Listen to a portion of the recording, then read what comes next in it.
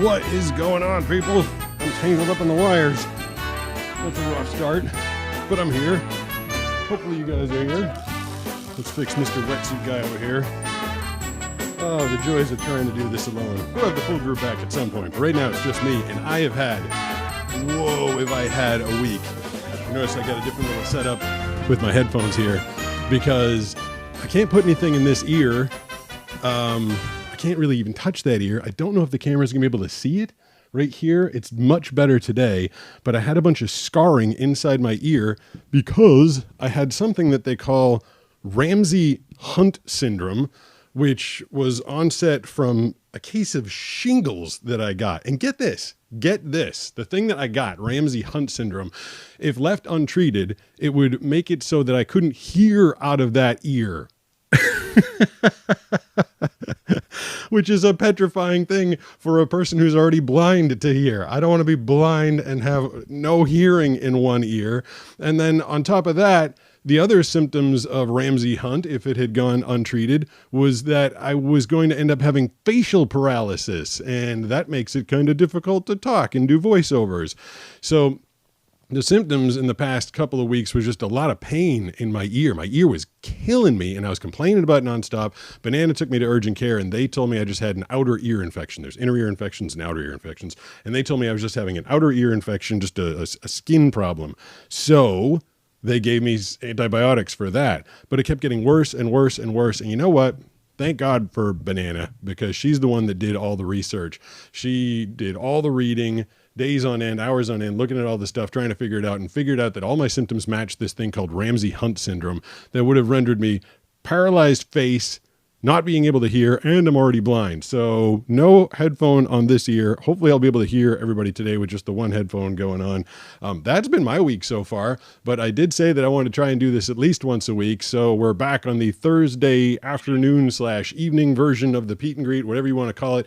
We will get to the calls. I want to talk to as many of you as possible. Glad to be able to hear you all, hopefully through one functioning ear. It's the Pete and Greet. Who's this?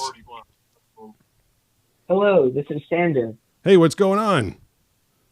I don't know. I just called in because, I like watching the show. And there's really nothing I want to ask. Well, then I'll ask you a question. All the notifications. No, my first caller, I always like to try and make sure, because I try and be as independent as possible. I think people think that when you're blind, you're always relying on other people for everything. People ask me, like, how do you feed yourself? I'm like, what do you mean, how do I feed myself? Like the level of ability for blind people, according to the general public, is pretty low. But I've been trying to set up this whole thing. We're trying to go live on multiple platforms. We're on TikTok, Facebook, YouTube, Twitch, and I wanted to just ask you, what are you watching on, and how does it look? Looks just fine, my computer, and it's you on a couch with a big sign that says Pete. And my wetsuit, my brand new blind surfer wetsuit with a caution tape themed wetsuit is next to me. What platform are you watching? Are you on YouTube? Are you on TikTok, Facebook? YouTube, yeah. Okay, cool. Well, good. I always like to utilize my first caller as kind of a technical check mark to see if I'm doing stuff. So thank you for letting me know it's actually being broadcast. Yeah, I got you. Says there are 68 people watching currently. Well, let's get that number up. Let's get that number up and make sure all those people are subscribed too. I was someone, a YouTube marketing person. They reached out to me. They're like, we see that you could use some help. I'm like, I got 2.4 million subscribers. I don't know if I need a lot of help. I'm doing okay. But the first thing they said was, make sure to tell everybody to subscribe to you in every video that you do. I'm like, that won't get old. I mostly do shorts. I don't want to take 5 seconds being like, hey, in the middle of this short, please make sure that you're subscribed to me. I think if people are watching and they're entertained and they want to see more, they'll hit the button, hopefully. Yeah. Well, thank you very much for kicking me off, or starting me off on the Thursday Pete and Greet. Like I said, I'm going to be trying to do this on a weekly basis. We're going to be doing one next weekend. Everybody's going to be here for that one. Banana's going to be here. Brooks is going to be here. That's going to be one of the sponsored shows, so a little bit of a bigger production. Right now, it's just me and my caution tape wetsuit, which has been working out fantastically. If you guys have been watching the videos about those, we can talk about that a little bit more, but we'll talk to the next caller, who's this? Hi, my name's Joseph. Joseph, my what's aunt's going on the on? line too. Can she talk to you? Who wants to talk? my Aunt Lori. Sure, I'll speak to your aunt. Okay. You're Hi, how you doing? Good. How are you? Good. I've been visually impaired all my life. I was born only 1 pound and 3 ounces. Ooh, that's little. Was supposed to be blind at 5 years old. I'm 69 now, and I still have some vision. Wow, that's a misdiagnosis by a number of decades. Yeah, my middle name is Faith because I wasn't supposed to live, but my grandmother said, nope, she's going to live. So anyway. Did you say 1 pound, 3 ounces? Yes. That's tiny. Wow, you're a fighter. Yeah. I tell them I gained all the weight now instead of when I was small. I haven't given you a hug, so I don't know how that joke completely lands, but I appreciate the sentiment of it. I have a funny joke to tell you. Okay, I like jokes. Go ahead. It's an experience that I've had. I have a little bit of sight. I'm blind in my right eye. In my left eye, I see a lot of dots and everything, and I don't see clear, but I've been visually impaired all my life, so I used to live down in Florida. And so my friend and I went to the place to get a free fishing license. So we're standing there, and we're filling out the paperwork, and she goes, well, it's got to go to Tallahassee and everything to get approved. And I said, okay. And then she turned around. She goes, well, do you want a hunting license to go with that? And I said, let me think about this. I said, why am I getting a free fishing license? I said, because I'm blind. So that was my first episode with it. So then when that ran out, I went to the place again, but it was a bigger place. And my friend took me. And, of course, I have my white cane and everything. Yep. So I give the paper to the guy. And so he goes, oh, no problem. He's filling out the paperwork and everything. So then he turns around and he says, do you want a hunting license to go with that? And I turned around to my friend and said, hey, Dave, they want to give me a hunting license. So I turned around to the guy and I said, can I get a driver's license, please, so I can stick my tent, my cooler, and some of my friends in there, and then a gun so I can go hunting. Just hook you up with everything. Yeah. He goes, I guess you don't need it. And I said no. And I started laughing, but it made his day. That's great. That's great. It's just the people just don't, they're just not paying a lot of attention, not paying full attention. They saw the cane, they saw you there, but it didn't register. That's pretty funny. Yeah. I remember when I was applying to be a member of the gun pistol rifle club that I was a member of in Boston. We had to fill out a test, and there was a big group of like 25 of us applying. And I went with my best friend Jay, and they handed us the paperwork. I had just enough vision at the time that I could see the lines of the paperwork. Like I knew question 1 was there. I could tell it was a 1 and there were blurs next to it. I'm like, I can't read this thing. So my friend Jay read out, there was 25 very serious guys all in a room trying to get their gun licenses. And he's like, 1, what do you do when your chamber is empty? Like whatever all the safety questions were. And, right. and then, he'd just tell me, he's like, circle the second thing. And if I couldn't quite see it, he'd reach over and circle it for me. And the guy behind us is like, what's with you guys? Why is he reading all the questions to you? And my friend turns around and he's like, oh, he's mostly blind. He goes, okay.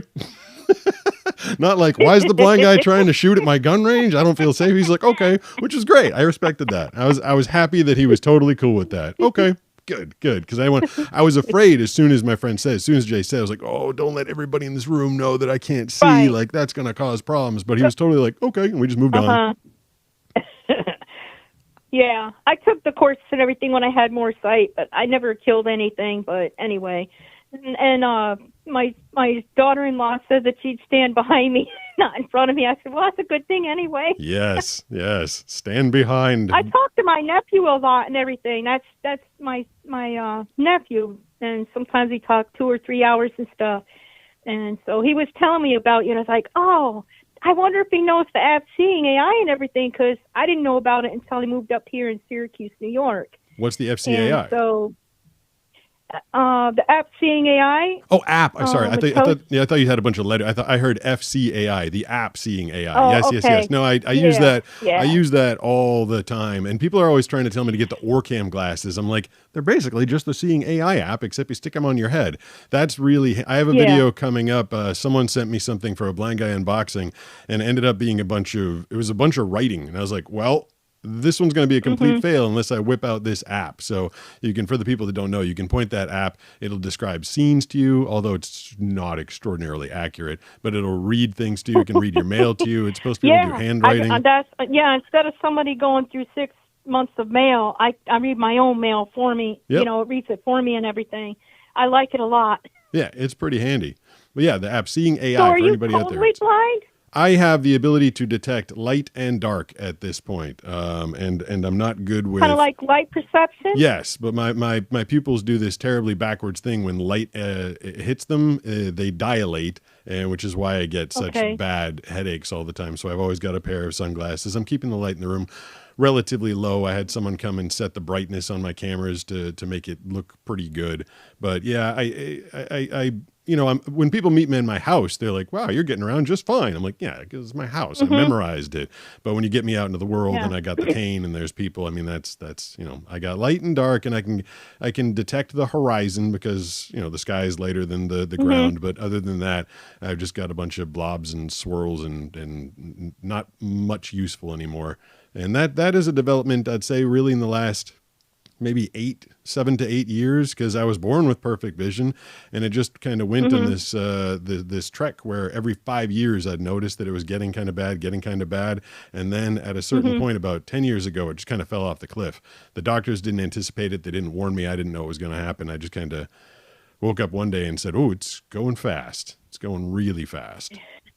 Well, I never had 20/20 vision, and anyway, I got saved when I was 13 years old, and God's promised me my sight. So it's like, okay, God, you know, I've never had 20/20 vision, and I'm a little bit nervous about it, but it hasn't manifested yet. But there's a lot of, I mean, you know, I would have been blind at 5 years old. Well, not even living. So my whole life has been a miracle itself. Well, that's impressive. I'm glad to hear you made it. Glad that we got a chance to talk. Thank you for hanging in there all those years just so that you could call me and get on YouTube. That was the whole thing. That was the whole point. Well, my nephew told me about it. I'm not a technical person. I'm still trying to learn. Was that who we spoke to, or who I spoke to when I first answered? Was that your nephew? Well, thank you to him for connecting us, and thank you for the call. Okay. Thanks, guys. You have a good Thursday evening. It's the Pete and Greet. My ear is still attached to my head. No thanks to Ramsay Hunt trying to take out my hearing and my face and everything else. I'm feeling much better. They put me on a serious course of antivirals, because it's a viral thing, and they gave me a 3-week supply of steroids, but not the ones that are going to get me any more jacked up, unfortunately. They're just ones that are supposed to help fight this infection.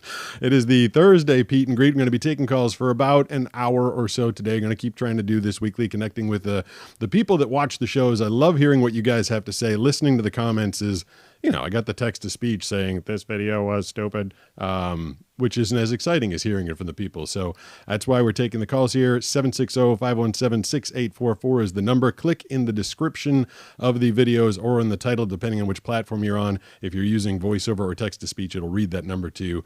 It's Thursday. Who's this?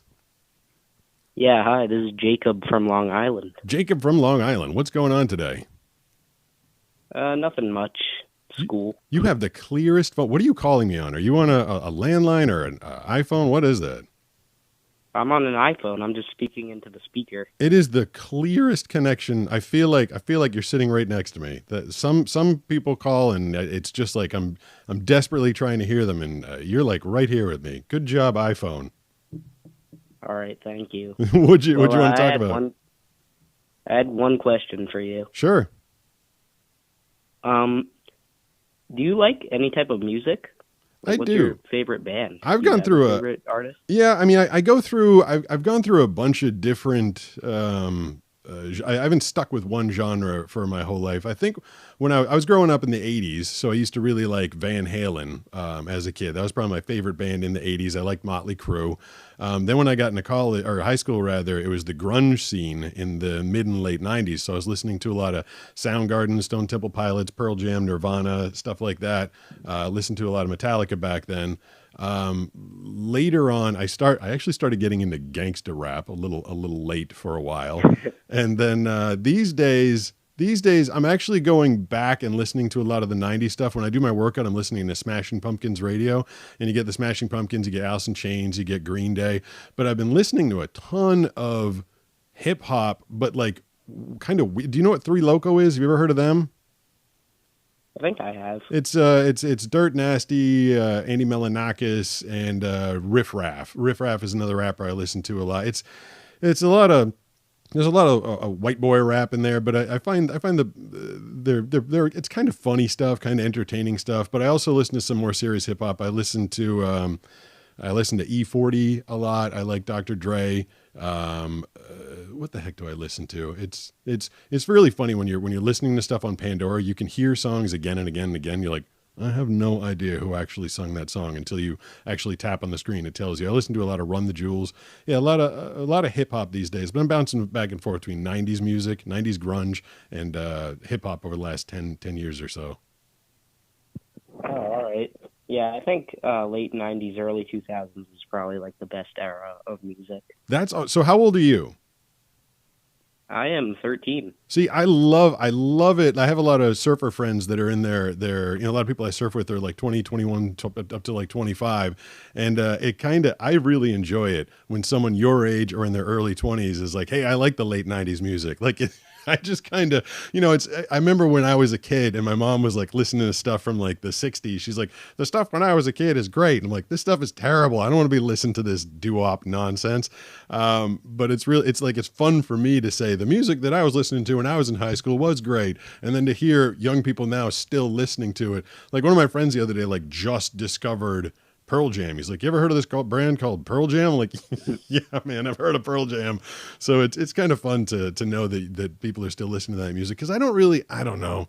A lot of the stuff that's coming out now, it's just so synthesized, so contrived and so contrite. I mean, there's a bunch of great singers getting fixed up by Auto-Tune and Pro Tools, and a bunch of great composers that are writing everything on a computer. Like there's not even bands anymore, really. I mean, there are some coming out of the rock scene, some bands out of Detroit like Pop Evil, but for the most part, it's just a lot of contrived stuff that I just can't stand listening to. It's too highly produced. So the fact that you're bouncing back to the stuff in the 90s when they actually got together in a studio with the band and produced stuff, like I love that. I love that stuff.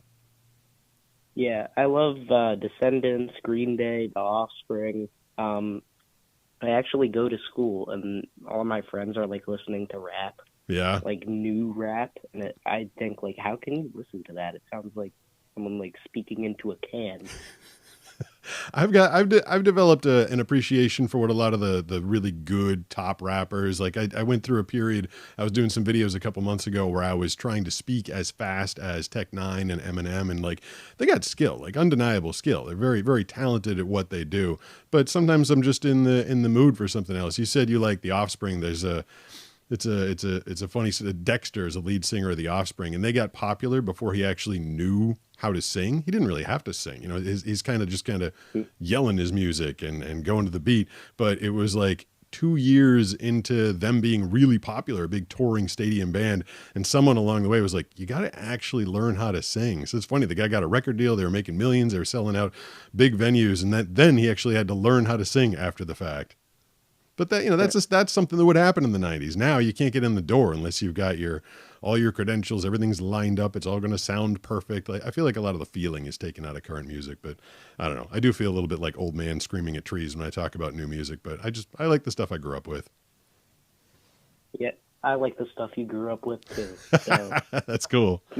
Thank you for letting me call in. Yeah, thanks for the call. Good to hear from you out there in Long Island. I try to be conscious of not going on those back when I was young. I do a lot of back when I was younger, and it's not just because I'm getting older, but especially lately because I've really gone through this final loss of vision where I like to think back on things, again, not just because I was younger, but I have all these memories of things that I used to see. I used to be a competitive sailor, and I'd travel around the nation and the world and would go to different places and different boat clubs and yacht clubs and meet different people. And I have a lot of visual memories of that. So I do find myself listening to music that I used to listen to back then, and it'll remind me of a road trip that I took, of like a time I drove through Las Vegas and got to look at all the hotels and everything. So I do, listening to music helps me remember a time when I could see stuff. So it's kind of a time machine for me. I think I just heard a weird thing. I think I screwed up the call. Is someone there right now? No, I think I screwed that up. Oop. Let's see if we can get someone else on right now because I messed up the last one. It's the Thursday Pete and Greet. Who's this? Hello? Hey, who's this? Hi, my name is Braven. Did you say Braven? Yeah. Cool name. What's going on? I was just calling to say hi. What'd you want to talk about? I've just been watching the show for a while, and I like your videos. Thank you. So many people with good. I went to Nisha and I went. My surf coach Nisha and I went surfing this weekend in Oceanside, California. Just your name kind of struck a chord to me. It's a cool name, a rather uncommon name, and I felt like everybody surfing that I met this weekend was named after something to do with surf. We met a kid named Lake. There was a harbor. There was a wave. Then there was a person whose name meant sea in Hawaiian. There's a lot of very different and unique names out in California. Growing up in the Boston area, half of my graduating class was named Mike, and the other half was John. Not a lot of variety in the names out there. What part of the country are you from? I'm from like the California and up there. Okay, over there. That tracks. Is that a family name or anything, or just a cool name your parents came up with? It's just the name my dad came up with. Well, I like it. Thank you. I was actually, apparently my parents didn't do the test to figure out if I was going to be a boy or a girl. So they had 3 names picked out. My mother was convinced I was going to be a girl. I think, I could be wrong. They might be watching. They'll be like, no, you're wrong. I think it was Vicky, Mandy, and there were three girl names. And when I popped out, they're like, whoa, we don't have a name for that one. But I had one of my mom's, was it my mom's grandma or my mom's aunt was, oh no, my mom's mom was Veseliki, Greek name. And so I think they were thinking Vicky would be a cute name for me. And then I came out and they said Pete or Peter. They always called me Peter, except growing up in the Boston area, it wasn't so much Peter as it was Peter. Everybody called me Peter. It wasn't until I was like 5 or 6 years old I realized there was actually an R at the end of my name. My name was supposed to be Peter. So I'm Pete or Peter. It's the Thursday Pete and Greet. Who's this? Hello. I hear you kicking around there. Map to you too. I'm going to give you to the count of 3 because you are on. 1, 2. Oh, you're killing my audience because you're not engaging with me. Sorry about that. It's the Thursday Pete and Greet. 760-517-6844 is the phone number. I'm going to be talking to people until about 5:30 p.m. Pacific time. That's where I'm at out in San Diego, California. Who is this? Hello. Hey. I am actually new from seeing your live. Good. I'm actually a big fan of you. Cool. Thank you for calling in. You're welcome. I actually had 2 questions for you today. Sure, fire away. Did you dress up for Halloween this year? I did. I have a video that I think we posted on. I think we posted on the Saturday. When was Halloween this year? It was the third. I think I posted it the Saturday before Halloween. I forget what the heck it was called. Geez, what the heck did I call that one? But I dressed up as Johnny Lawrence from the show Cobra Kai. Do you know Karate Kid or Cobra Kai at all? Yeah, I used to watch it. Yeah. I got a tattoo. I don't know if the camera's going to pick it up, but I got a tattoo on my right arm here that's a big giant cobra, and it wraps all the way around my arm. And a lot of people told me that it actually looks like the Cobra Kai cobra. And since Banana and I were watching that show, she's watching, I'm listening. We thought it'd be a fun kind of outfit to put on since I already had the tattoo going, and it was a lot of fun. I enjoyed that character. People always tell me to dress up like Daredevil or Toph or whatever the heck. People always want me to dress up like a blind character, but I'm blind 365 days out of the year. On one day of the year, I'd like to dress up like a non-blind character. So that was fun for me this year. Also, my other question: how is it like being blind? Like, is it hard? Is it easy? Is it medium? I gotta say, I'm not getting used to it. Like, I am not getting used to it. It is not any easier right now than it was 3, 4, 5 years ago when I really 5, 6, 7 years ago when it really started going away fast. I still get cold sweats when I know that I have to go on a street or sidewalk that I've never been on before. I get nervous and anxious when I have to go to a party or meet a group of people in a place that I've never been to before. I don't know. I mean, there's a guy, another YouTuber. His name is Tommy Edison, and he's been blind from birth, completely blind from birth. One of the videos of his I wanted to listen to. I saw a preview of it, or heard a preview of it, and I never actually watched it. He's like, when my parents told me I was blind, I was like, holy crap, I didn't even think about that. Like, if you're born blind and you've never had vision, and all of a sudden someone has to describe to you, like, hey, everybody else can do this thing that you can't, like, that's freaking weird. I had vision, lost it slowly, and I've kind of made it my life's mission to compensate as I went, to try and learn to do things differently or do other things, or just keep on functioning and never, just say, oh, I can't. I never wanted to say I can't do this anymore. What I wanted to say was I can't do it the way I used to. So I had to change. I mean, there's obviously like the government's just not going to give me a driver's license. Like, it's just not going to happen. Oh, yeah, of course, because there's like certain things where you can or cannot do, but it's still kind of hard. So you have to rely on some other people, I guess. Right. I mean, that's part of it. Surrounding myself with different people, different friends, good friends that understand, that are, that don't mind helping. I mean, that was a part of my transition, just kind of surrounding myself with the right people. But yeah, I mean, what's it like? It's not great. It's scary. It's a lot of just little things that, if I drop something on the ground, if I'm holding something on the ground and I drop it, it's like, oh, well, I guess going to be on my hands and knees for a while looking for that. Whereas if, I had my vision, you just look over and go, oh, there it is. And you pick it up again. I mean, that's just a mini microcosm of my entire life, is just a lot more work than it used to be. But I try and stay positive. I try and keep doing things that bring me joy, and keep moving forward, because the alternative is, that is not good. I don't want to get depressed and not do anything. And I'll tell you this much. I don't often think throughout the course of a day, if I'm awake for 17 hours a day, I don't think to myself, I'm blind. It really doesn't occur to me. It just is what it is. Like, you don't wake up in the morning and go, hey, I've still got 2 kneecaps. Like, you always have 2 kneecaps. They're always there. That's your life. And so my life is, I just don't see anymore.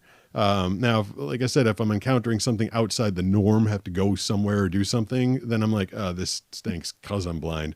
But it's not, it's not like 17 hours a day of, I wish I had my eyesight back. You get used to it, I guess. Yeah, it's like that. Well, that's kind of all that I had asked for. Well, cool. Thank you for the call. I appreciate it. We are going to be taking calls until about 5:30. It's only 4:53, so we got plenty of time to talk on this Thursday edition of the Pete and Greet. Can you guys hear the sirens outside? I can hear this. I left the window open because it was hot as crap in here today. There's the sirens in the background. I'm a little sensitive to sound, if you couldn't tell. Thursday Pete and Greet show, 760-517-6844. I don't know whose phone number I was about to give out. I'm Pete. Who is this? Hello, Pete. Hey. How you doing, sir? Good. Can you kill Can you kill the sound of me in the background? Yes. I love your show. I love your courage, and it's just wasn't totally blind. But my name is Louis. Dude, you're a little tough to hear. I can still hear the show in the background. If there's any way you could mute that, I could hear you a little bit better. Yes. Sorry about that. Yeah, my name is Louis. I lost my vision when I was about 20. I was diagnosed with NMO, neuromyelitis optica. I've never heard of that one. Is it a fast onset something? It's a rare disease. It only occurs in men. Maybe there's only 12 of us here in the state of Florida. Whoa. I'm from Miami, Florida, so there's only 12 of us here in the state of Florida. They use chemo to treat the diagnosis, really? So it doesn't progress. Yeah, I've been on chemotherapy for 18 years already. 18? You've been in chemo for 18 years? Wow. Yeah, and still going. Have they been able to preserve some of your vision, or no? Well, I'm stable. Yep. That's a good thing. I'm blind from the right eye, totally blind from the right eye, vision impaired on the left. Okay. But I reply all the time. I see your channels and everything. I love to repair phones, computers, laptops, TVs, anything electronics. Oh, that's awesome. Yeah, and it's like what you said earlier. When you drop something, they're like, "Oh, well, there goes that." And I'm the same way. I drop a little screw, and then it's like, "Well, there goes that." Yeah. But it's just every time I see your show and you get out there, you do something. It's like, how do you have the courage to get out there and do what you do? I don't like to use my stick, but and then the majority of the people don't look at me as blind either. Yep. Because I follow my wife. My wife's always next to me. Yep. And she's always on the side I can see. And so it's just majority of the friends I haven't seen from high school or middle school, they're trying to wave at me, and then my wife goes, "Hey, they're waving at you." I'm like, "Well, maybe get me a little closer." Yeah. Can I talk to you for a sec about the stick? You're talking about the blind guy stick, and this is, I want to talk to you, but also to the other people. Like, I'm 100% on your page. Like, when I graduated high school, I was captain of the swim team, captain of the sailing team. I was a starting member on the football team. I had some usable vision back then. And when all my friends in high school saw me, I was riding my bike, I was riding my skateboard, I was walking the halls, fully capable. Everybody was a blur to me back then. I had large print books and books on tape, so my vision was going. Yeah. But to see me walking around, I was fully capable. I'd ride my bike to the gym and I'd bike back home. And then, then all of a sudden I got to the point where I felt like I might start needing to use the stupid stick. I'll still call it the stupid stick, even though it's helpful. And I had the same thought. I'm like, I don't want people walking me around with that, or seeing me walk around with that thing. But I'll tell you, one thing that Banana, my fiance, said to me once I started using it with her, because I did the same thing. I would just stay like really close to her, like really tight to her. Yes. The first time we went to a restaurant 1 mile from the house, and I had the stick and she was holding my hand, and she said to me, "This is so much easier for me." And I didn't think about her perspective. It's hard when you're the one going through the thing. She said it's easier for me because everybody that was coming towards us didn't think I was just some jack off that didn't want to get out of their way. It's that they looked up and they saw the cane. They're like, all right, this lady's leading a blind guy. I get it. And they would totally get out of the way. And that's what made me like more comfortable using it, especially around her. Like, okay, if I can make her life easier by signifying. So I just started using an ID cane at first, like a really short ID cane, just to let people know. I'm not saying, I'm not, this isn't me telling you, I'm just telling you my experience. That's where I came from. And that's, no, I use the stick, like, Miami's growing, like every day is growing enormous. So when I go to different places and, then I take the stick out and I use the stick. But, when I'm, that's when I'm by myself. Sometimes when I went by my daughters and we're walking around, I'll take the stick out, and then, I do notice the same thing. They, clear. I mean, it's like you get like a 20 by 20 open space, and you got the whole walkway all to yourself. Yeah. And I get the same feeling, but it's not easy, transition from able to drive, and then all suddenly you just go from, color of day and then to black, and that's it. It's just it's totally different. The last show you mentioned about the dreams.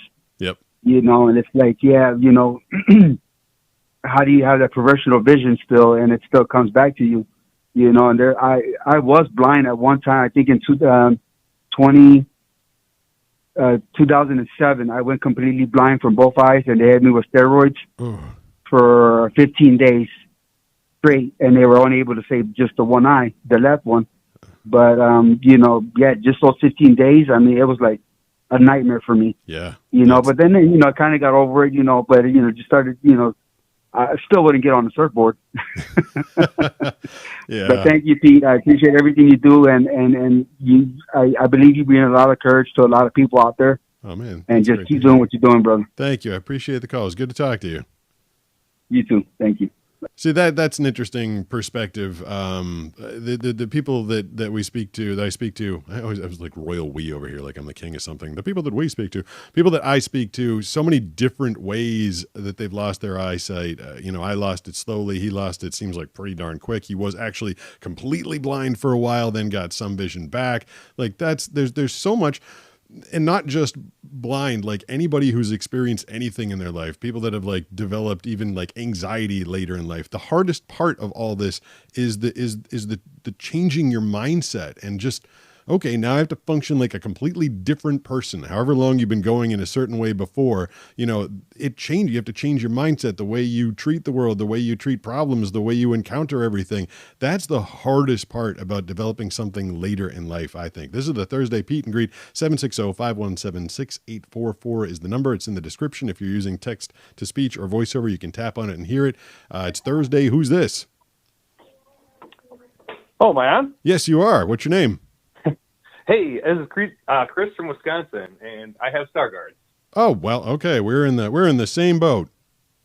Yes, very much so. Very much so. I was actually kind of shocked because I call every time, and I feel like I'm really close, but never quite get on. Oh, sorry, but I can tell there's a little bit of input I get when the calls are lined up, and every time as I'm winding up the show, I'm getting a boop boop boop boop in one of the ears. I'm like, I know someone's there. I'm sorry, I'm going to hang up on you. I always feel bad, but can't do it all day. Oh yeah, there's definitely been times at the end you're like, well, so we're going to wrap this up. I'm going to go turn my stuff off. And I stay on hold just for a little bit. Like, well, maybe not. It's a bit of a procedure getting the stuff off. So the thing about Stargardt's that I have realized is if people don't know, it's the disease that I suffer from that started robbing me of my eyesight basically from the moment I was born. I have met a small group, maybe 4 or 5 other people, and our vision was completely different. I feel like this disease affects people in different ways, in different trajectories, different speeds, and different severities. I think this, and you might know more than me because I haven't been seeing the doctors lately. They weren't doing me any good. I believe that using your eyesight, whatever you have left, is bad for it. It's increasing it, yeah. Yeah, it's like the more sunlight I see, or the more when I was working in computers a lot and I had my face buried in the computer, the more light you see, it leaves it destroys the cells basically as you use them. Right. That's a scary thing. Like your eyesight is dying in fast forward, depending on how much you want to live your life. So if I sat, the more you want to utilize it, the faster it goes. Right? Isn't that screwed up? That seems like something that should be like in a Saw movie. Like it's messed up. Right. Like I could sit in a dark room and listen to audiobooks and maintain some level of vision for a while, and that vision would last longer. And I'm doing nothing. Or I could, build up my voiceover career as I was doing, my face 3 inches away from a big white screen that had Pro Tools on it, and build a career for myself and start, making a life for myself at the cost of my eyesight. And then again, I have to decide, do I want to go out there and surf on the bright, bright, bright ocean and enjoy myself and look forward to it? Or do I want to sit at home and be really safe, avoid the headaches, and not fully destroy my vision? It's tough. And at the end of the day, hope for maybe a couple more years of, whatever that may be. Yeah. The hard thing or strange thing for me is, from what I see of your story, and honestly, I wasn't actually looking for any kind of visually impaired content. I got a lot of family in San Diego. My wife and I have kind of been going back and forth, like whether or not we're going to move to San Diego. Do it. And just through the algorithms, it comes up blind surfer. I'm like, okay, like I'll click on that. And the more I'm watching the videos, it's like, oh, I had this thing called like Stargardt disease. I'm like, oh, okay, so I'm pretty invested in what's going on here, Yeah. And you just kind of go down the life, like the progression of it and all that stuff. And it's the timeline seems almost spot on. So how old are you? I am 37. Okay, 30. I mean, again, this is what I tell. It was like there was a kid that called me up. He was like 13. This is like 3 months ago, and he's like, "When's my vision going to go away?" I'm like, I don't want to put a number on it, man. Like, yeah, because I also don't want most people probably don't know when they want to die. Like I wouldn't want to know when my vision was going to crap out. I will say for me, in my circumstance, 37 and 38 were probably the last 2 years where I was like, okay, I can walk down the street. I can go to the CVS. I can find the Advil if I have a headache. Like it's a little hard. I'd have to use a magnifying glass or an app if it was available. Like I could do it. Right after 37, 38, as I hit 39, 40, I was like, yeah, now I need the blind guy cane. That's when I started thinking I needed to train with it. So that's where it kind of went crazy for me. I was fortunate, I was, born with totally normal eyesight. I did a lot of high school sports. High school was still pretty decent. And then it kind of leveled out. But my life is what we were talking about earlier. I'm always outside. I'm an outdoor person. That's my that's my happy place, but at the cost of, eyesight in the future. But it stabled out for such a long time, and I didn't notice really any decline or anything substantial until like maybe 2-3 years ago is when I started kind of entering maybe headless phase, and it kind of caught me off guard. So I'm like, I'd be trying to acknowledge somebody and they'd look behind them because I'm not looking at them. I'm looking out of the side of my eye, Yeah, real quick for the audience, headlet. He's not saying his head fell off. He's saying that the center of your vision, if you're looking at, no, I appreciate the fact that you watched the video I put up there, but when you go to look at someone, that the center of your vision is gone, so you're making eye contact with them, but their head is gone. There's a hole in your vision because our vision deteriorated from the center out, and you've been taught, and it's socially polite to look at someone when you're talking to them. And for him and I, when we were doing that, they had no head. So that's sorry, I didn't mean to cut you off, but I wanted to make sure people weren't like, "What? His head fell off? What a terrible disease!" Very good point. How did we get here? But yeah, so actually, it's in the last year especially, is just like it's tanking faster than it ever has in my life, to the point where you notice it. Yeah. The headless phase is getting larger, and I'm having a hard time with just that. Like, you want to be polite, you want to address somebody, and I'm having a hard time with the etiquette. Like I'm trying to look like I'm acknowledging you, but for me that means I'm not acknowledging you. Right. It's so backwards. Right. But yeah, so like in the last year or two is when it really kind of started spinning out. So from the back to phases or whatever, you kind of go from acceptance back to angry, and now kind of coming back into acceptance, just kind of pouncing back and forth in there. Yep. But what I thought was strange, and I don't know what they told you, but my whole life they always told me you'll never go blind. That's what they and told obviously me. there's different. You'll never lose your sight. You'll just have really crappy central. It's like, okay, like that's not terrible. Well, what they told me too early was like, you'll lose your central vision, but you'll always have your peripheral. I'm like, neat, because like when I had good vision, I was thinking of peripheral, like looking out of the side of my eyes, and back then I was like, it's not great, but that's pretty cool. Like, okay, I can deal with that. But what they mean is you're going to lose all of your cones and all of your ability to actually see any detail whatsoever. Right. And it's. Yeah, I mean, I don't know. I talk about this stuff, and I'm picturing these like poor teenagers that have this diagnosis, and they're like, "What?" Because what the doctors tell you versus the reality of it's just not the same. And I think it's probably that way with any disease, anything out there. Like hearing about this is going to happen to you is very different from it happening to you. It's hard to put into words. I actually go to the University of Madison for my eyesight. And they're the ones that actually finally diagnose it with, the Stargardts by doing the genetic testing and stuff.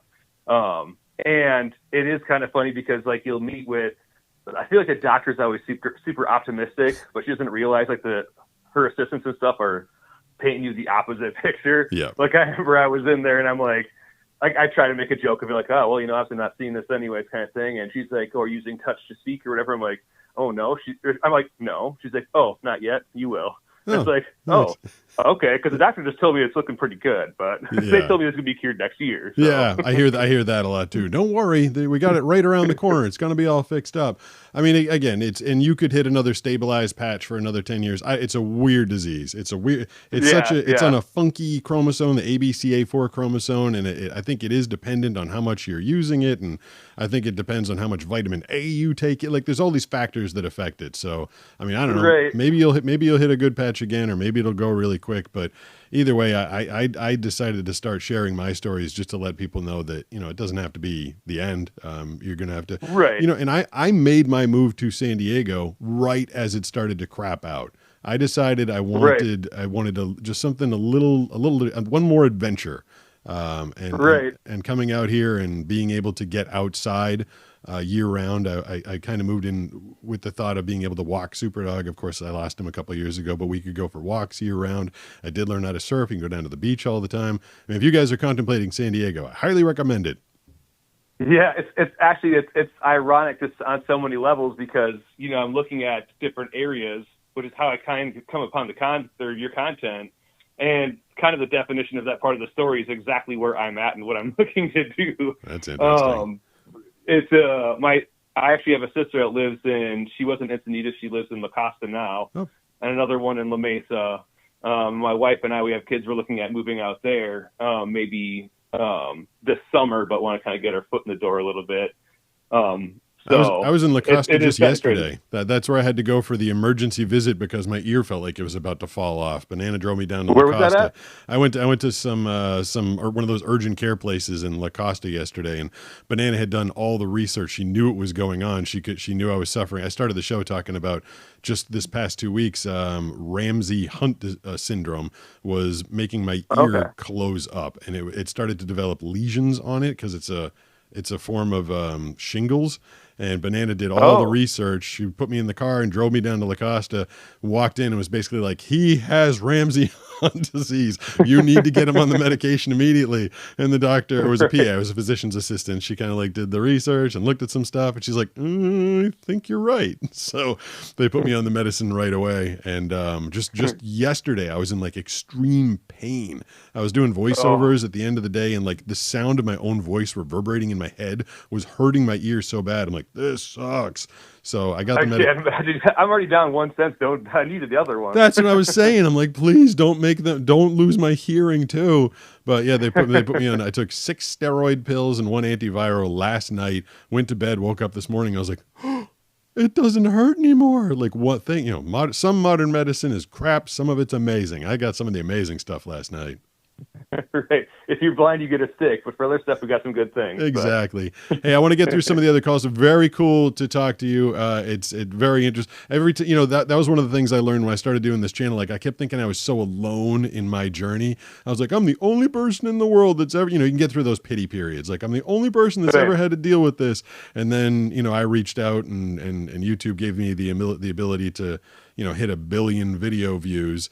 And all of a sudden I was like, I'm not alone. And then, then it kind of encouraged me to share it more, to let other people know that they're not alone, which doesn't make it better. You're still blind. It still sucks, but at least you can take it off. I don't know. I felt like that was a little low because my entire family and all my friends and everybody I know is so damn healthy all the time. And they can see, like, some of them are like, oh, I hate having to wear glasses. I'm like, yeah, glasses are rough, man. That's, gee, I feel for you. They don't realize just how easy or how much easier it is just to do the mundane things. Yeah. But so it's, I'm appreciative of the people that reach out and tell me their stories. I mean, it helps me too. It's either misery loves company, or it's just nice to know that there's just other people experiencing the same thing you are. That's, when you can relate, when you can have a human experience with another human that can relate to you, I just think that makes life better and easier. So thank you for the call. I really appreciate it. Awesome. Pete, maybe see you out there sometime. That sounds good. Bye. Later. All right, that was kind of interesting. Someone experiencing basically the same thing that I was going through at the same time I was going through it, with the same eyesight disease. So yeah, I mean, eventually there are no new experiences out there, and it's all kind of repeating. But it's nice to know that there's other people. Like, I don't wish this on other people. I'm like, it's not like I'm saying I wish everybody had the eyesight disease I had, but it's slightly comforting for some reason to know that there's other people going through it and that they're still living their lives. He said he's got a wife and a family and he's working and he's gonna have a move. So he's still living his life. And that's what I'm doing. That's great. I think it's great that you can, keep going through disabilities and difficult things like this. Is the Thursday Pete and Greet. Who is this? Hey, how's it going, Pete? My name's Roxy. How are you doing tonight? Roxy, great to hear from you. You sound happy. Yeah, I'm doing well. Love the energy. Yeah, I had a good day today, That's good. It's tough sometimes, but today is a good day. I love it when you can, this is what I say every time I get sick. Like yesterday when my ear was killing me and I thought I was going to lose my hearing, I was like, the next time I'm fully healthy when I wake up, I'm going to be grateful for the fact that I'm healthy. And then that night I'm going to be grateful for the fact that I had a good day. Like it's you try and be conscious of those good days, but then eventually you start taking it for granted. But if you can sit down one day and say, hey, I had a good day today, like that feels nice. After hearing some people's stories tonight, I'm feeling really grateful. I'm currently trying to grow my small business. Unfortunately, I've spent most of my money moving out of home to my dream city, which is New York. I'm out in New York City. Yep. And I thought that I was going to be running this really great business model that I heard about online, but it really sucks because I keep getting scammed by people trying to take advantage of me. Not cool. I'm honestly thinking about giving up and going back home because I just feel like I don't have any other options. but this business is kind of like, it's been my dream since middle school. It's really important to me. A few months ago, I started running. What? So you're in New York City right now? I'm in New York, yeah. And what is can you tell me a little bit about the business? Yeah, so a few months ago, basically, I started running a Twitter account, trying to grow it through popular hashtags and finding people that interested in my business. But just no one who's expressed interest has put any money into my business, and some people like even tried to scam me. Yeah. The reason I've been continually scammed is because men always ask me to send a picture of my feet with their names on it, so they can verify I'm a real person. Okay. And they agree they'll pay for it when they receive them, but then when I ask people to send me money, they'll just block me or stop responding to me, and I'm honestly not even sure what to do anymore, because I know there are really popular like feet picture accounts on Twitter, but I just haven't had any success making a single dollar, and I'm honestly going to have to move out of my apartment because I'm not sure I'm going to be able to afford rent next month. Making money, I have what do I have, like 760,000 followers on TikTok, and I have 2.4 million on YouTube, and monetizing is not easy. I very early in my YouTube career, I got to meet Casey Neistat, who was like an OG YouTuber, and That's so cool. The business model back then was very different. Like the amount of money that YouTube was paying out was different. The monetization, or sorry, the partnerships paid different. And then I got to meet Eric. I did a video with Eric a while ago, and while we were filming at his house, I got to meet Mr. Beast. And these two guys. Oh my God. Yeah. So there's videos with me with Eric and me with Mr. Beast. And these two guys have obviously turned their social media into a major, major business. If you're just relying on the money that YouTube or TikTok is going to send you, and this is what I tell like every like 13-year-old that I meet out here is like, I want to start I'm not even going to go to college. I'm just going to do YouTube. I'm like, no, don't do don't do that, please. I mean, so on an average month, I don't normally, it's not super cool to talk about money all the time, but just for complete transparency, I have a lot of videos I have over 300 videos that have gone viral. And to me, viral is over 1 million views. So I have 300 videos that have 1 million views each. And ever since they got rid of the YouTube Creator Fund, I generally get from YouTube about $1,800 a month to maybe $2,200 a month. And my videos aren't free. I have to get help with editing. Obviously, I have coaches, I have filmers, I have a lot of people, I have artists that have to help me out. So basically every month I'm breaking even. If I were to try and turn this into a business, which I don't need to. I do have a sponsor now that is going to be sponsoring a live show next weekend. But if it was going to be a business model, these days, it comes from a lot of those affiliate programs or getting a direct sponsor. If you're just trying to get click money, it's really hard. It's like there's just like 0.000017 cents for every view, something like that. It's a difficult model. Can't say I've ever tried to sell my feet. You might be doing something different, maybe OnlyFans or something, but it is a difficult model. Yeah, it's been really tough, honestly, and it's odd because I've seen so many people find so much success, so many of these popular pages doing what I'm trying to do, and I just haven't been able to tap into that market at all. But so I think you're saying, you meet a lot, or of a lot of popular people, popular page. I bet you a lot of people look at my channel and they go, holy crap, this guy's got 2.4 million. So if they're looking at my YouTube, they probably think, oh, he's successful, he's making money. Like I'm really not. I break even, maybe lose a few bucks every month between my expenses of putting the channel. So I think when you're looking at these other people and saying they're making it, I don't know if that's necessarily true. I can tell you about one huge TikTok success story if you'd like to hear it. Let's hear it. There's a guy I used to work with in Boston, and he owns basically a marketing company for financial advisors. He's got 2 daughters that started a company called Cake's Body, and their business is they sell the little inserts that go into bras or swimsuits, because apparently women for years have had a very difficult time trying to take those little inserts in and out when you're going to the jacuzzi or the pool, or you don't want your nipples showing through your shirts if you're going to the gym, if you're wearing a particular type of shirt. So they sell these little silicone things called whatever they're called. The company is Cake's Body. They started it on TikTok, just TikTok. And they didn't do any advertising at all. They started sending out their products to women all over the place that had relatively popular accounts. And they were just named the #1 TikTok store, billing like 6 million a year. And they didn't spend 1 cent in advertising. They used TikTok as a market, the TikTok marketplace, and the popularity of those other popular women by just giving them their products and saying, hey, if you sell them, you can get a commission. That's a business model. I'm jealous of their success. That was a huge, intelligent business model. So then should I send my feet to many different people and hope that they will be interested in seeing more? I'd have to see. I don't know a lot. I've done a bunch of videos where I wasn't even aware that feet was a thing. I had someone like send me socks and a blind guy unboxing, and that thing went up to like 1.2 million. And most of the comments were like, "For free?" I'm like, "What for free? What did I do for free?" I showed off my feet for free. It's big, apparently, it's big. I guess it is. I guess really, it is kind of yeah.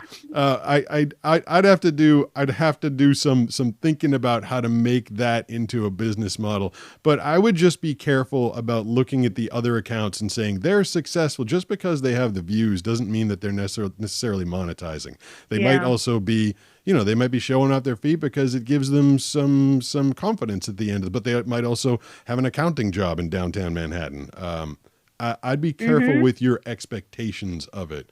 And I'll actually, just because I'm this kind of person, I'm going to be sitting here thinking how to turn showing your feet into a business model tonight. If it comes to mind, I'm going to do a post about it, but I would just advise, think outside the box when it comes to making money on social media.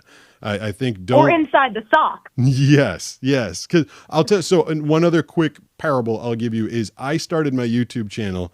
There's the most popular surfer on YouTube at the time was Jamie O'Brien, and I was like, okay, I'm going to do Jamie O'Brien's channel, but I'm blind.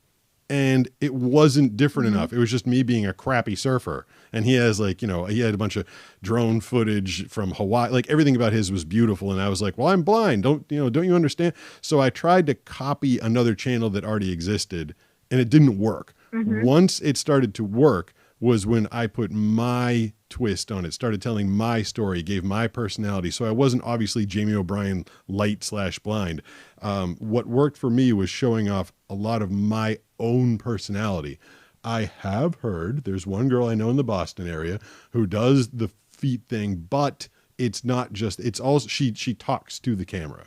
It's an OnlyFans thing. So it's her, and then then you'll see all of her, and then it's she'll be painting her nails or whatever. This is a weird thing for me to give advice on, by the way. I feel weird about it, but I'm trying to help you out. Well, it's very normal to me. Yeah, but it's so for her and for me, it was personality. I mean, I don't know. Maybe you have the most outstanding arches on the planet, and you do just need to get them out there a little bit more. But I'd say after 15 minutes of me hemming and hawing about it, I'd say try and think a little outside the box, a little differently.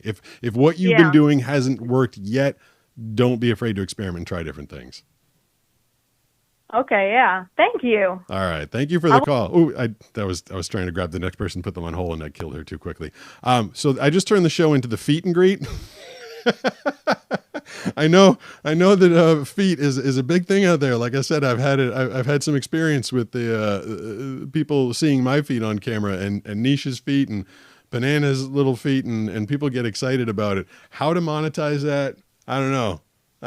We tried. I tried to figure it out there for you. You never know what you're going to end up talking about on this show. A lot of people have vision difficulties, other things going on in life, and some people who just want to start a business showing off their feet. I'll show you. That's my foot. Well, it's in a sock. Can I show? Is this exciting for people? Like there, it's a foot. All right. I mean, if you want to super chat me because of my foot, I don't find anything awesome about feet. I really don't. Feet to me are just feet. Also, I'm blind, so I can't really see anybody's feet, but I might not be your target audience. It's the feet and greet with Pete. Who's this? Good evening. This is Tracy. How are you? Tracy, how did that last conversation come across to a normal viewer? Was that just the weirdest thing you've ever heard, or is it just me? You know what? I've been waiting for for the call, and I didn't want to interrupt it, and I don't want to have the sound on, so I can't answer that for you. I'm so sorry. No, it's fine. We talked a lot about feet and how to monetize this woman's feet on TikTok, and just because I like engaging with people, and when people have serious problems, and I wanted to help out, but I've been talking about feet for the past 5 minutes. So if you have any other body part or anything else you'd like to discuss that doesn't have the word feet in it, I'd be happy to move on. I don't want to discuss feet. Cool. So you're good there. Okay, good. No, I know that you've had a couple of videos that you've posted, I think fairly recently, one of them today, have been about color. And one was about shoes. Sorry, that does go back to feet. I'm sorry. But the other one, I think you posted today about your wetsuit, and you're asking people what color it was. Yep. It's right next. Are you on TikTok or are you on YouTube? I'm on YouTube. Okay, on YouTube you should. I can't tell if the TikTok screen might be a little narrow, but the wetsuit is actually right next to me, the one I was talking about. It is. You're right, and I think it's excellent. I cannot give you information about the color. I have a bit of color blindness. Okay. But I think the wetsuit is wonderful. From what I can see of it, I think it's an excellent concept. It's been doing a great job. Like the very first woman, we parked in the parking lot, and in the video that's titled, "Is this a superhero suit or clown costume?" there was a woman who said, "Well, at first I didn't read it. Then I said it's caution, and that made me read it." I'm like, exactly. That is exactly that's the effect that I wanted. Like, why caution? What's going on? Exactly. The thing about the color is, and this weirds me out. If I'm preempting your question, you can cut me off. But when Molly Burke, another blind creator, came out here to do some videos with me, she told me I'd forget colors, and that like freaked me out. I'm like, I'm gonna forget colors. Like I knew as my vision was getting. No. Yeah, I knew. I don't think you're gonna forget colors. Well, I don't think so either. I don't forget them. No. So did you have color blindness forever? Or did you develop it? I developed it. You might remember I had spoken to you before about having cone dystrophy. Oh, okay, right. Yep. Yeah. And so along with that, I have a little bit of color blindness that has come with it over time. And I happen to be losing slowly the yellows and greens, which is why yellow is not a good over glasses for me. Oh, right. It's very hard. Yep. Hard on my eyes. Yep. Right. But I'm lucky. When I was at the blind center, when I was attending the blind center, they gave me color reader. So when I have issues, I have the color reader for that. How funny is that, though? You're losing yellow and green, and then in the video I posted, what was it today? I said, "What color is this, yellow or green?" You're like, "Thanks, Pete. Appreciate it." Kind of, yeah. It was funny. But you had also mentioned sticking with the color thing, and you talking about someone saying that you'll forget colors. I dream, and I still have all my colors and things like that, and I don't have any empty spots in my vision, which I think is cool, and I know you had another post about that. But last time you talked about seeing squishy blues and golds and whites, and I know when we were at the blind center, when I was at the blind center, we talked with each other about what we called good eye days and bad eye days. Yeah. And I'm sure there are people out there that aren't going to have a clue what that is. But I was wondering if you still have what you would consider a good eye day where those colors for you seem just a little more vivid, just a little more bright. I don't know. Not really. I will say when we had our, so in order to see, if someone holds up like a small light or an LED that's like the size of a quarter, I'm probably not going to register it. I might notice that there's a light in front of me, but if it's blue or white or green, I won't. I'll just register that there's something illuminated somewhere in my vision. But when we had my pool built in the backyard, I actually made sure to do this really serious LED color changing system, because the pool's a big body. Well, it's not big. It's a smallish pool, but it's a relatively large body of water. And the first night when that pool was active and we activated the color lights and we turned on what did they call it? It has a name. It's something like ocean blue or something like that. And my vision lit up with this beautiful blue. I was like, oh, that's really pretty. And then it went and it went to a gold because it was big enough and it was bright enough. See, when it's too bright, when I'm out in the day and it's the sun, it's just, blown out white basically. And if it's a small thing like a computer screen or an LED or a pen light or something, like I can't make much out of it. But the pool being this one uniformed blue color was really, it was really, I don't know. I don't want to be cheesy about it. I can't think of a better word than magical. Like it was really nice. To be able to see that color that clearly light up my remaining eyesight cones and rods, whatever I've got back there, it was pretty fun. I enjoyed it. That's cool. Well, that was something I was curious about because of my own visual limitations. So that was interesting to hear that. And yeah, I know with me, it's much easier when things are bigger. The bigger they are, the easier it is for me to see something. Yep. So that's pretty cool. Yeah. Okay. Well, thank you for taking my call again. Sure. I appreciate that. Good to talk to you. Good to talk to you too, and I hope you have a wonderful evening. Thanks a lot. It is the Thursday Pete and Grit. I'm going to check the time here. It is 5:31 p.m. Okay. Wow, we might have lost the TikTok people already because after an hour, if I don't touch the screen, it says no one's paying attention and it kicks you off. So I think we might have lost TikTok people already. If I haven't lost the TikTok people already, you're going to get cut off unless I can figure out how to go over there and type a message to all of you, which I can't. So we're going to take, we'll do a couple more calls. It's going to be on YouTube and Twitch and Facebook. But if you want to catch the last couple calls and you're about to get kicked off TikTok, if you haven't already, go to youtube.com/blindsurfer. And we'll try and see if there's any more calls that we can take on this Thursday Pete and Greet call. I'm so happy that I can hear everybody tonight, that my ear did not fall off my head. Thank you to Banana and the fine doctors down at La Costa who got me on all sorts of fun steroids and drugs and made it so I can hear this evening. Who's this? Hello. Hello. Hey, who's this? Hey, my name's Tyler. I'm from Delaware. Tyler, what's going on tonight? I don't know, just a fan of the channel. Yeah? You got anything you wanted to talk about?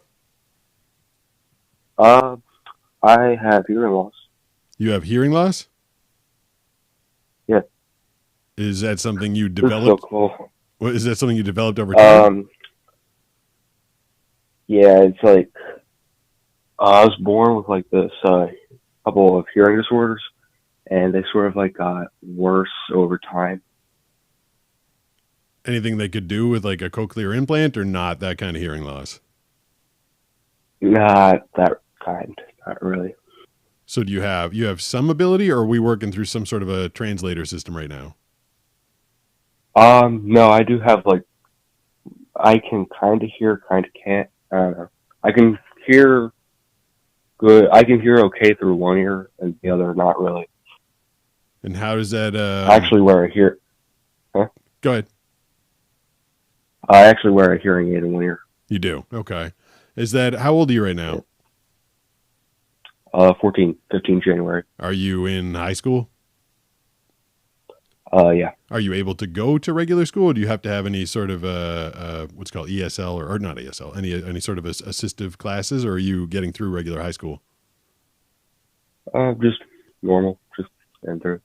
When I was in 6th grade, they started giving me large print books that I had to lug to class. Everybody had like the normal size textbooks, and my textbooks, they were like 2.5 feet high, my textbooks.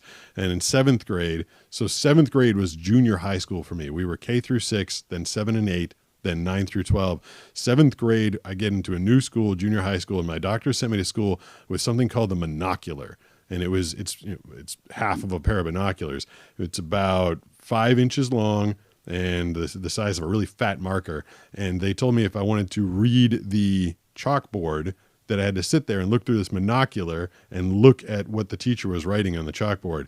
And that was hard. You know, I was in a new school with a bunch of new people, and I'm sitting there in class with half a pair of binoculars staring at the chalkboard. And that did not make my entry into junior high school very easy at all.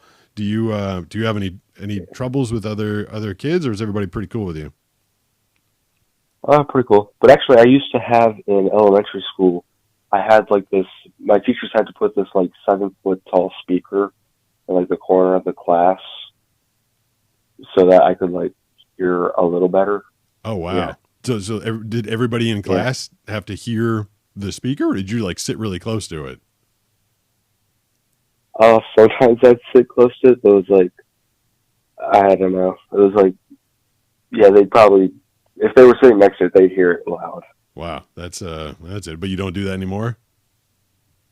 No, because now in 6th grade, I got a hearing aid.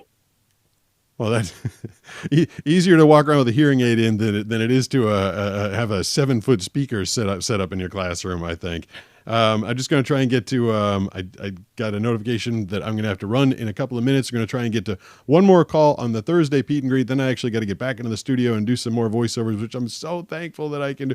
Sometimes you just take stuff for granted, and sometimes you appreciate it. And the fact that I can hear out of this ear and it doesn't hurt to talk, I'm really grateful that I'm going to be able to continue doing my work this week. We'll take one more call on the Thursday Pete and Greet. This is the last call. Who is this?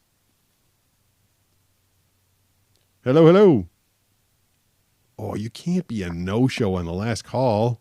I hear you.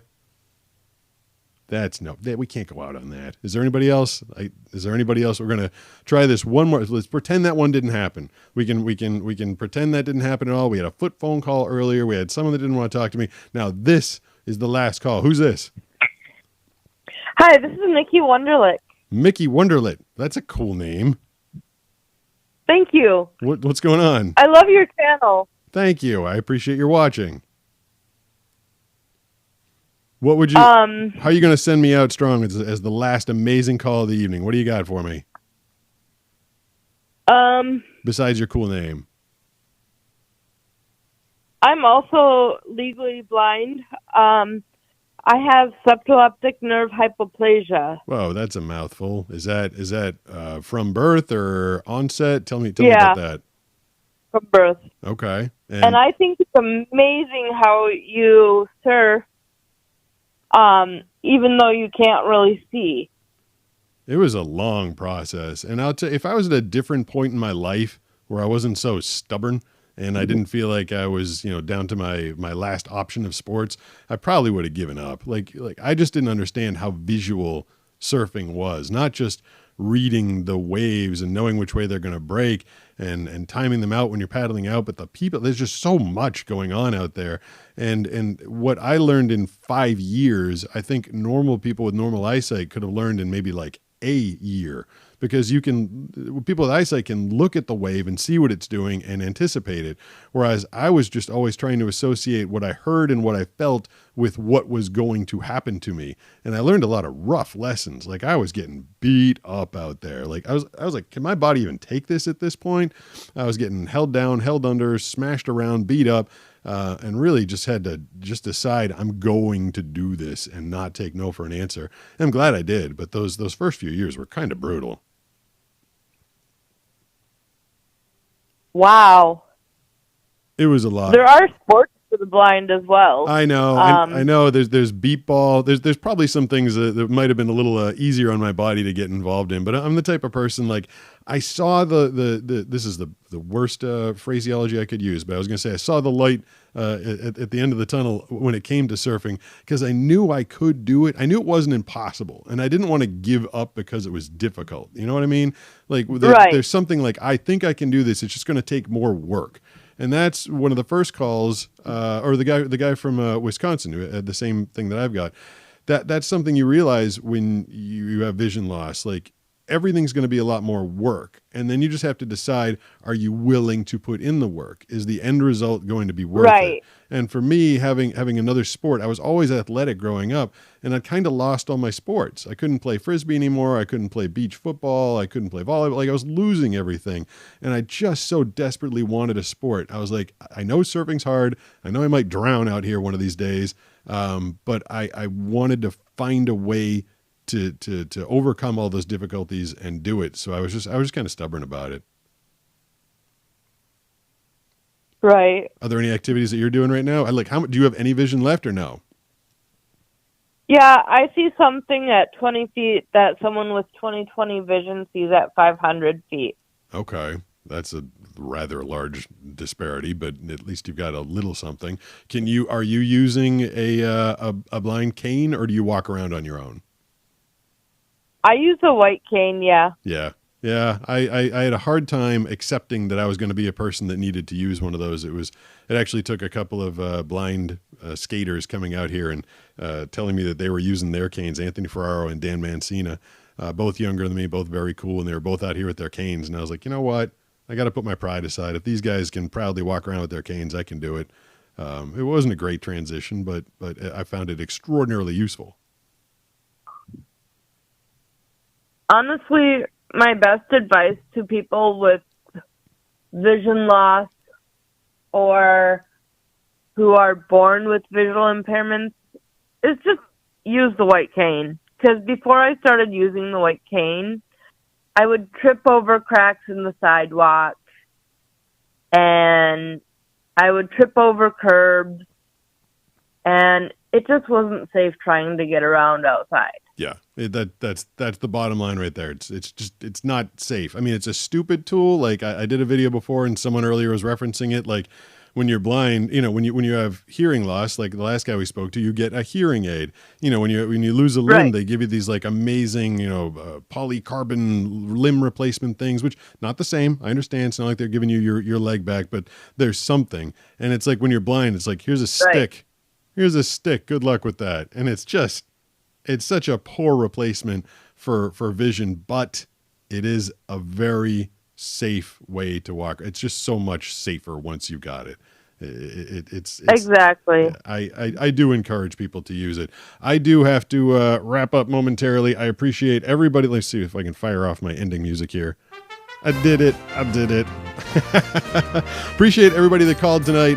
I am really excited that I got to talk to everybody. Hopefully you all enjoyed it. I should have had that woman plug her foot channel if she's in, maybe she can put it in the comments. Everybody come check out my feed. I don't know why that one's sticking with me.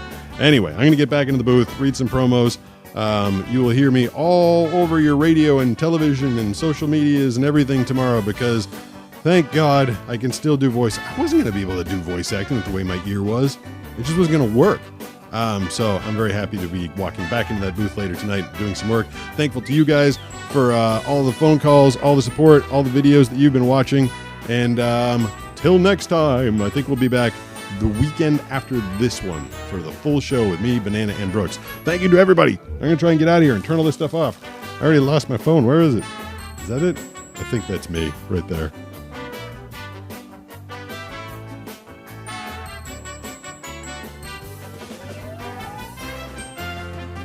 This is the part that's hard, turning everything off.